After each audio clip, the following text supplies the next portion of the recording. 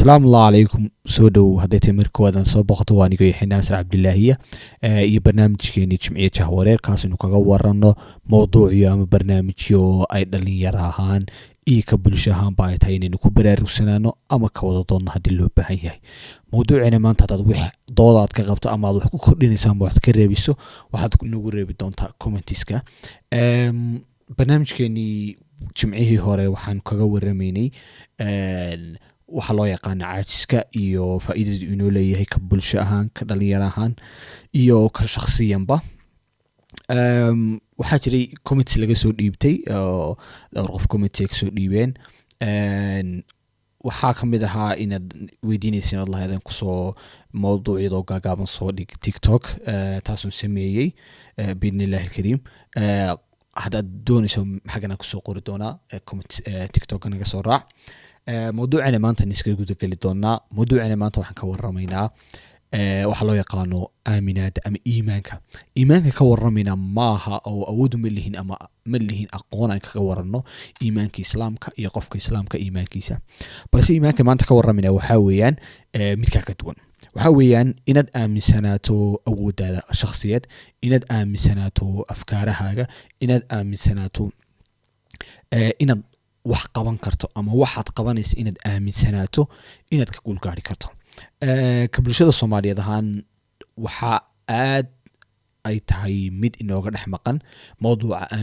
iimaanka inaynu waxa iimaan ku qabno waxaynu haysano iyo xaaladda aynu ku sugannahay muddadii u dambeysay waxaan arkay dhalin badan oo tahriibaya ama dalka ka baxaya ama badaha isku tuuraya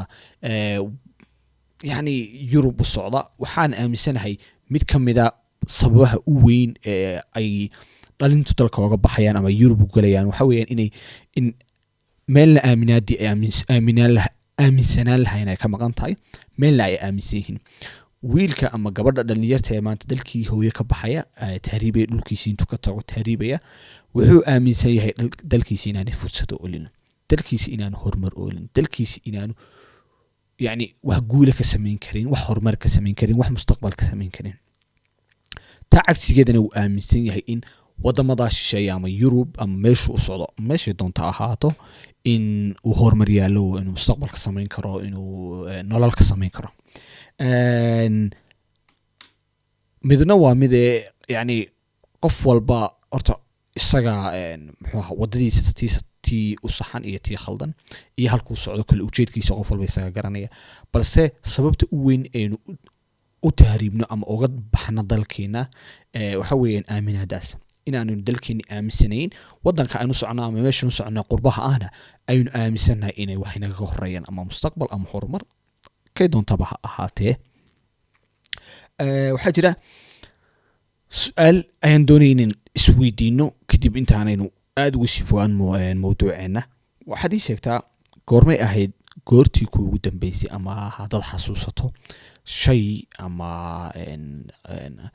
aad rabtay inaad hesho ama ha ahaato mid aad adigu soo dhacsanaysa ahaado ama shay aad adigu qabanaysa ahaado aad tiri waan qabanaya ama waan helayaa shaygaas kadibna aad belief garaysay aad guntaada ka ogsooneyd yani haba ahaan mid too sincere yani mid aad uga go'an tahay ahaan balse aad aaminsan tahay waxan inaad waxaad gaari karaysay tusaale waa shay fududba waxaad aamintay inaad waxaad gaari karaysa uu yahay kadib waxaad tiri shayga ka guulgaari ama helaya muddo kadib waad iska ilowday aad doonto wax maad siin effort badan dadaal badan maad siin maad gelin balse yani dib isku baadho waxaad arkaysaa shaygii aad aamintay waxaad aamintay inaad ka guulgaarayso ama aad helayso ama aad samaynayso wax kalena maaha effort bixinay maaha lak maaha midna maaha kaliya waxa weeyaan waa aaminaada halka waxaan doonayna ku yar darsado dhacdaanigay ku dhacday markii aan dugsiga sare ahaa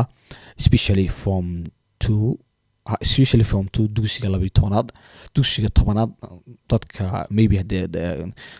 dhulkii Soomaaliyeed isku system ma wadaha I think dhanka Somaliland iyo halka Muqdisho iyo Soomaaliya agagaarka waxa laga isticmaalaa form 2 dhulka kale Djibouti iyo Jigjiga waxa laga isticmaalaa baan malaynayaa tobanaad iyo 12aad so dugsiga tobanaad markan ahaa iskuulkayga waxa dhacday walaaluhu way kaftamaan oo istacaayadayaan markaan niniga weyn baa jiray halkan ka salaamay Fatih Nasir Abdullahi waqtiyada qaar anagu istacaayadeen inaan mar qaar ku jirnay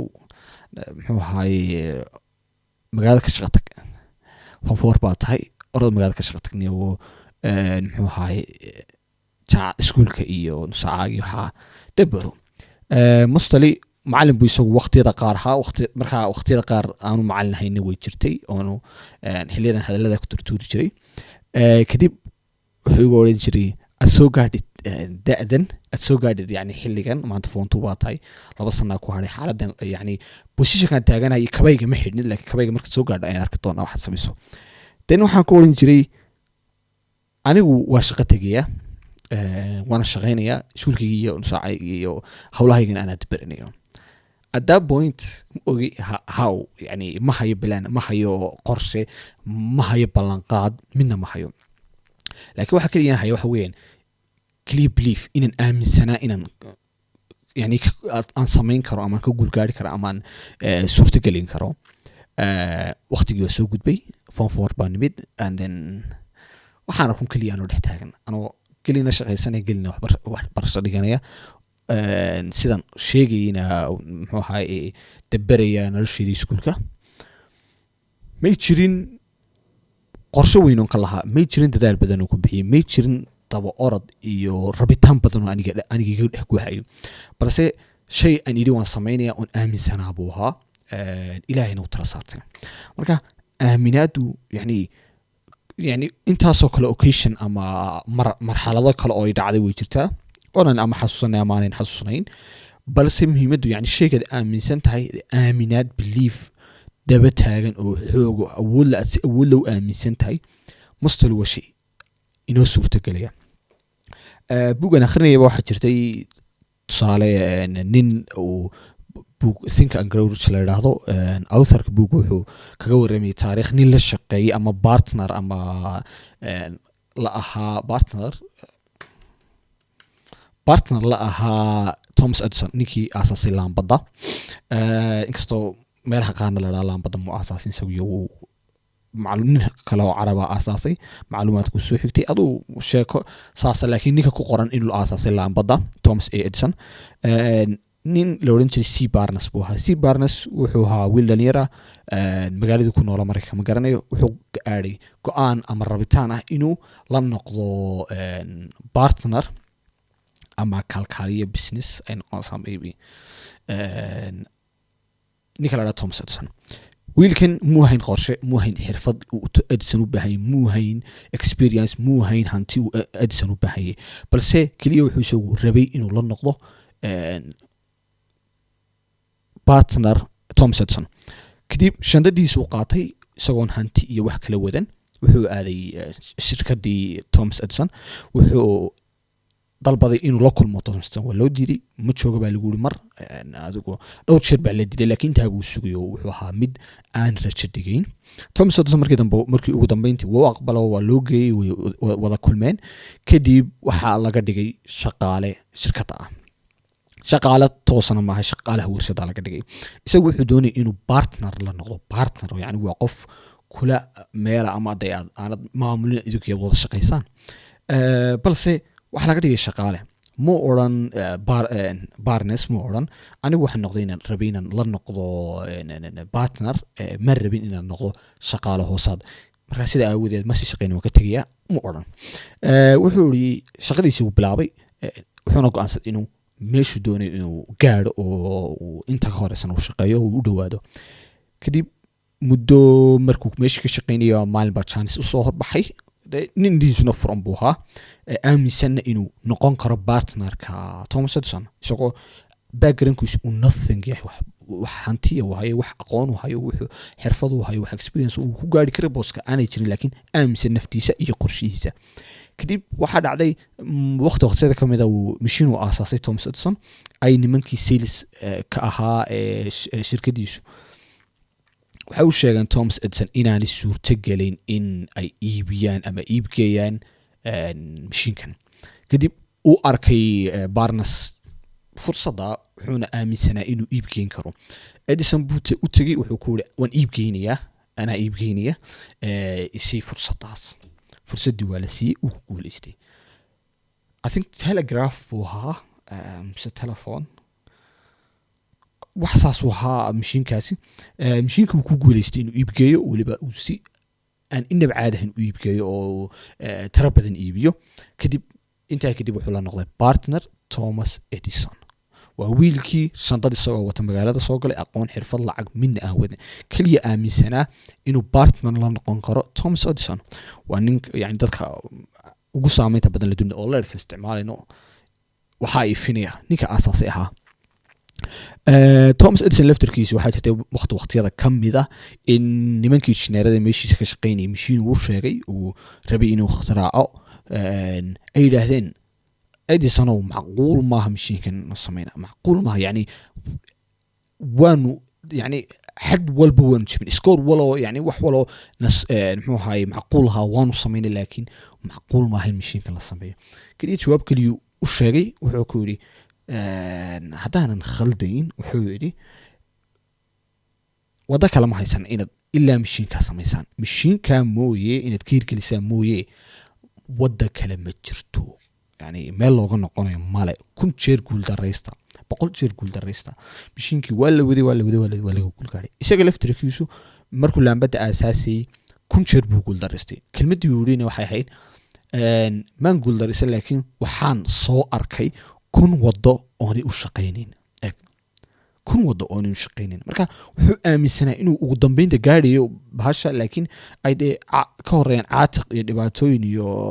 circumstances ay ka horeeyaan kuwa ay tahay inuu ku gudbo. kuwaasna waxa weeyaan inuu 1000 jeer ay baashiisa guul dareysatay 1000 jeer inuu ku guul dareystay laakiin aanu marna ka rajo dhigin ama aanu ka iimaan bixin ideadiisa ama businesskiisa ama naftiisaba. marka يعني barnaamijkan waxa igu dhaliyay oo aad iga dhex guuxinay wuxuu ahaa ninaan asxaabnahay loo garanayay abwaan xanada ama xanada aadam ayaa mawduuc maalin loo diyaarinay wuxuu ka hadlayay nin la yiraahdo Robert Baggio oo ciyaartoy ahaa isagu mustal ciyaaruhu ka hadlay ciyaaraha wuxuu ku takhasusay. marka Robert Baggio waa nin diinta Buddhism ka qaatay. marka qaabkii uu qaatay waxa iska warramay ninkaas intaanu diin aaminsanayn diin maaha laakiin waxa iska caabudaanuun. marka intaanu waxba aaminsanayn isagoo dhaawacay wax ku jira kadib markii loo soo bandhigay qaatay uu aaminay waxa ayuu wuxuu aaminsanaa inay wax caawinaya inay jiraan buu aaminsanaa. kadibna si dhaqsi ah uga soo kacay muxuu ahaay injirigii uu ku jiray. inaguna sidaas lamida waxaanu aaminsanay mar walba oo dhibaato ku jirna inuu ilaahay jiro uu inaga samata bixinayo haddana way ka samata baxnaa waayo waxaan aaminsanay inuu ilaahay jiro. inaga ma ogin dhibaatadan inuu wax intuu inoo soo degalayna ma odhan dhibaatada wadka lagaa samata bixinaya laakiin waxaa layidhi ilaahay aamina waynaynu aaminay aaminaadii aan aaminay inuu ilaahay naga samata bixinayo jiruu joogana waynu kaga samata baxnay. marka aaminaadu waa shay aad muhiima ka dhalinyaro iyo ka bulsho ahaan maanta Soomaalidana marka loo eego xagga nolosha xagga horumarka xagga wax samaynta xagga wax qabadka shayga aaminaada la yiraahdaa inaga maqan. tusaale waxaa jira markaad la sheekaysanayso maanta asxaabtaada la waramayso waxa macquul ah in aad sida isweydiisaan niyow dalkii shaqada maxaad wuxuu heli weeyay aad isku jawaabtaan dalka shaqa ma taalo. tusaale su'aal hadaba adiga ama saaxiibka midkiina intuu CV intuu diyaariyay ma diray CV hadduu diyaariyo diray oo rejected tusaale ahaan la soo siiyay imsa jeer buu CV xareystay. su'aasha saddexaad CV-ga experience kugu qoran ma yihiin mid aad u dadaashood wax ku bixisay oo aad yani aad ka dhigtay mid la aqbali karo ama qofka employer-kaaga ku shaqaalaysiinaya isagu uu arka inaad qof wax soo kordhinaya aad u tahay. mise waa waxaynu maqalno ka bulshahana ama aynu isku sheekayno inagu isku dhiibno dalka shaqo ma taal dalka waxa lagu shaqo tagaan adeero dalka waxba lagama dhisi karo dalka waxba kama asaasi kartid dalka cidna kuma maalgashanayso intaan isku sheekayno baa mise intaasoo tallaabo intaad samaysay baa baawil bis soo ka xiray. mostly 99% ama 99% ama 90% waxay badan tahay inaan wax inagu isku dhiibnay. anigu maanta waxaan ku oranayaa saaxiibkay inuu dalka shaqo ma taal saaxiibkay conscious mindkiisu inaanu qaadan laakiin subconscious mindkiisu maskaxdiisa tiisa aan joogin inay qaadataa macquulo oy waxaan ku yidhi maskaxdiisa xagga dambe la dhigo beritoole iyagoo saaxiibkooda sheegaysanaya kelmadii ama arrinkii saaxiibkii uu ku soo dhaco anigu dalka shaqo mataan ka kale dalka shaqo mataal yani waa waxaan inagu isku dhiibay dalka shaqo mataal dalka horumar ma yaal dalka chance ma yaal dalka mustaqbal ma yaal balse way yar tahay dhalinta intay wax isku dayday wax aasaastay wax hal-abuur samaysay ee nolosha la dagaalantay qof bil aadan ahaan marka laga yimaado ilaynoo abuuray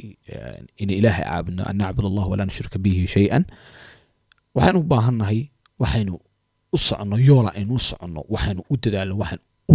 rafaadno waxaan u dhabar jabno haddaanaynu lahayno in nolosheenu noqoto kac shaqo tag soo noqo seexo cuncab dhal dhimo nothing yani wax muhiimada leedahay male qofka biniaadankiina yani waxaynu leenahay qof walba meel buu leeyahuu yidhaahdaa yani anaa meeshan leh halka turkida burasa benin mahalasi kelmadda turkiya qof walba meesha uu leeyahay ayaa uu yani meel ka dhigtaa si uu ugu faani karaa ama u sheegan karo anigu waxaan ahay hebel baan ahay hebelna waayo hebel waa ninka meeshaa leh meeshiisana saa ka dhigay imika ninka turkiga ahi imika tusaale aan turki baan joogaa ninka turkiga uu ifaanaya wuxuu qoran anu turki baan ahay dalka turki la dhaabaan leeyahay halkaas ka soo jeedaa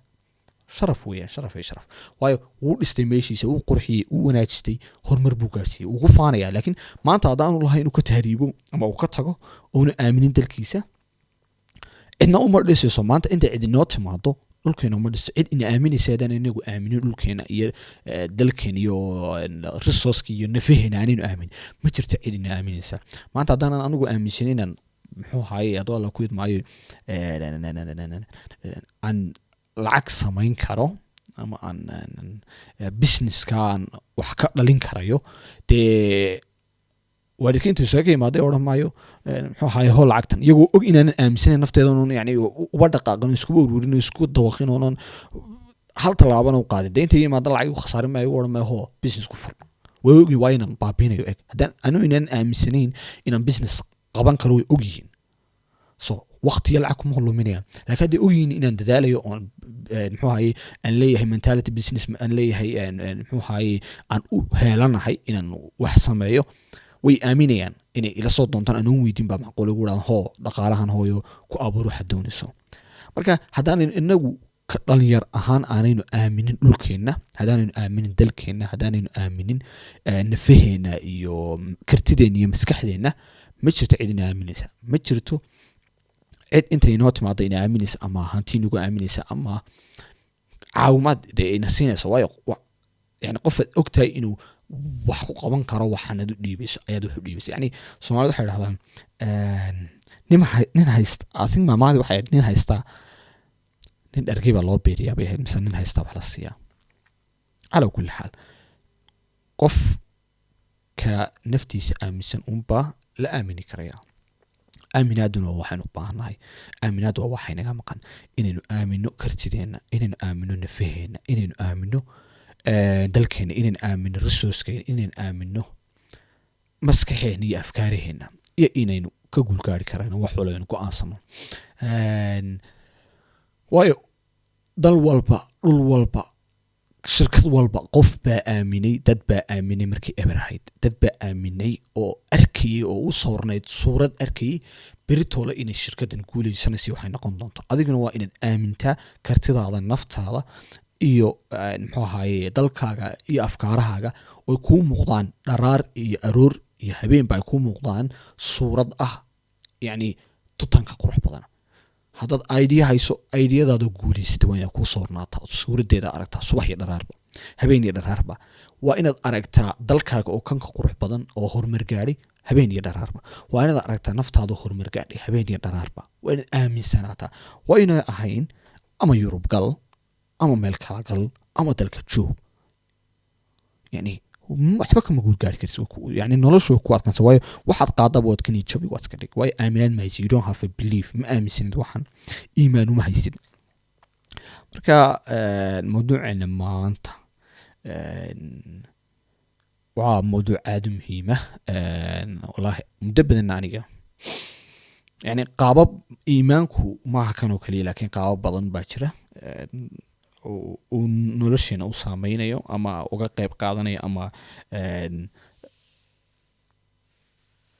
inoo soo galo marka muddo badan baan ka fikirayay mawduucan inaan ka waramo balse maantay ahayd inaan jeclaystay ama go'aansaday inaan ka waramo waxaan rajaynayaa qorsheynaynaa insha allahu tacaala maadaama uunan waxba qofka maanta daawanaya anigu wax difference inoo dhexeeya ma leh kaliya waxaan ka hadlaa waa experience-kaygii iyo waxaan nolosha soo maray welina experience badan baa i hadhay weliba ina yar baan ahay 20 jira duni waa iga horeysaa balse waxaan jeclaa dad badan waxaa jira luqadda ingiriisiga ku adag tahay oo luqadda ingiriisiga waxba ku fahmayn ama ku dhegeysan hadday ku dhegeystaan aan ku fahmayn marka mawduucyo badan waxaa jira ingiriis ama aan ingiriis ku daawado ama aan arko waxaan jeclaa ama qorsheynaya inaan inoo soo turjumo oo iyagoo turjumaada inoo keeno hadduu alle weyne waaxid ka idhaahdo xalqadna aan maybe kuba tuuranaba iyaga ama haddaan waqtiga iyo jaanisku ii sahlo aan barnaamijyo gaaraya ka dhigo barnaamijkeena jimciya jahwareerna aan sidiisa usii wadno insha allahu tacaala haddaad jiraan hadduu allah weyne waaxid ku idmaayo dood waxaad ama afkaaraad ku darsanayso ama aad ka reebayso ama waxaad u aragtay inay tahay maanta inaan ka warano ama aad ku dari lahayd inaan ku warano waxaa ka codsanayaa dhanka commentiska inaad ku reebto hadduu allah weyne waaxidka ku idmaayo inoo idmaayo jimcaha rabadaan 20 bay inoo tahay waxba inoogama hadhin 21 bay maanta tahay 9 cishaa inoo hadhay ilaahay kuwii rabadaanta laga aqbalo naarta laga xoreeya inaga yeela dhammaanteenba ilaahay waalidkeena ha intii noolna ilaahay u naxariisto cimriga ha u dheereeyo intii dhamatayna allah u naxariisto inagana inaga daba naxariisto waxaan halkan doonayaa inaan ugu mahad celiyo fideogii hore oo kuman ka soo bixiyey cartoon 22 san xagga horeba ku sheegay muuqaaladoo jarjara inta muhiima qodobada muhiima oo soo dhigay tiktok halkan aan soo saari doonaa sidoo kale hodan axmed aad baan kaaga mahadcelinayaa komitika qurux badan iyo wax ka ogow aad badan u mahadsantahay dhammaantiin aad baa mahadsantiin intaynu jimciisa ku kulmayno